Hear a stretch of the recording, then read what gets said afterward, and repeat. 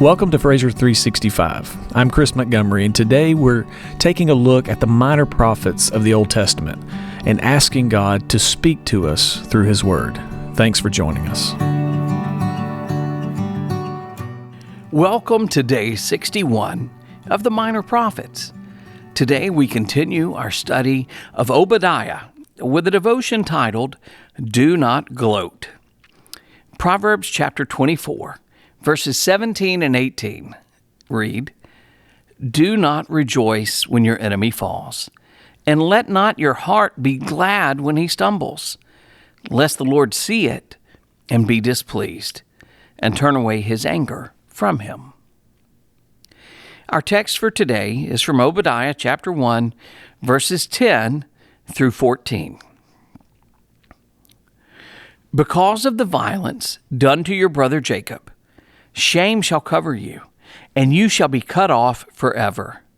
On the day that you stood aloof, on the day that strangers carried off his wealth and foreigners entered his gates and cast lots for Jerusalem, you were like one of them. But do not gloat over the day of your brother and the day of his misfortune. Do not rejoice over the people of Judah in the day of their ruin. Do not boast in the day of distress. Do not enter the gate of my people in the day of their calamity. Do not gloat over his disaster in the day of his calamity. Do not loot his wealth in the day of his calamity. Do not stand at the crossroads to cut off his fugitives. Do not hand over his survivors in the day of distress. Verse 10 begins with God's specific charges against Edom. Their sin traces back to the enmity between Jacob and Esau from Genesis chapter 27, verses 1 through 46. From the time Jacob deceived Isaac and stole Esau's blessing, hatred and violence marked the relationship between their descendants. Edom would receive the shame they deserved for their mistreatment of Israel. God would ensure that they would be destroyed. Trent Butler expounds on the significance of Obadiah chapter 1, verses 10 through 14. The main charge against Edom revolved around the events surrounding the destruction of Jerusalem by Babylon in 586 BC. Edom stood on the other side from Judah at that time, aloof, while strangers carried off his wealth. As Babylon burned the city and carried away temple treasures, you can see 2 Kings 25, Edom made no effort to respond as a treaty partner or an ally of Jerusalem. Instead, they were like one of them. They acted like foreigners who had no relationship to Israel.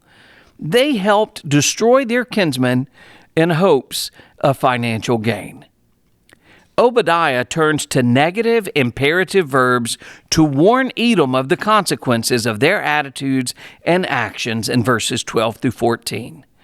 He relieves the bitter experiences of Jerusalem's fall. He says literally, do not look on the day of your brother, the day of his misfortune.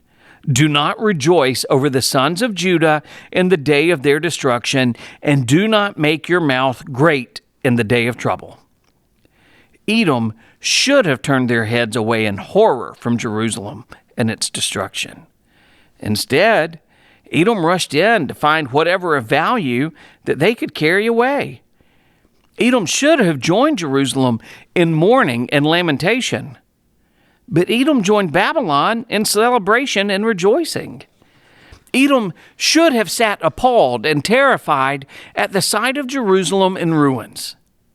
Instead, they boasted of their part in the fray. Obadiah continued, Do not enter in the gate of my people in the day of their disaster.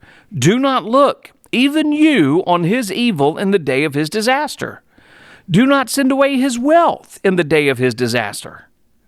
The prophet echoed like a beating drum, the day, the day, the day of his disaster, his disaster, his disaster.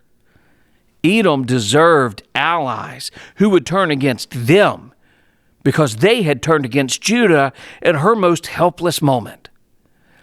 Edom took 3 steps against Judah. First, they entered the gate. Second, they examined the evil done to Jerusalem. And third, they found and sent away anything of value for their personal use. They forgot one thing. God declared that these were his people. Babylon defeated Jerusalem. Babylon did not defeat Yahweh, the God of Jerusalem. He remained to fight another day. Edom, beware. God had one last set of no for Edom. Do not stand over the crossroads to cut off his refugees.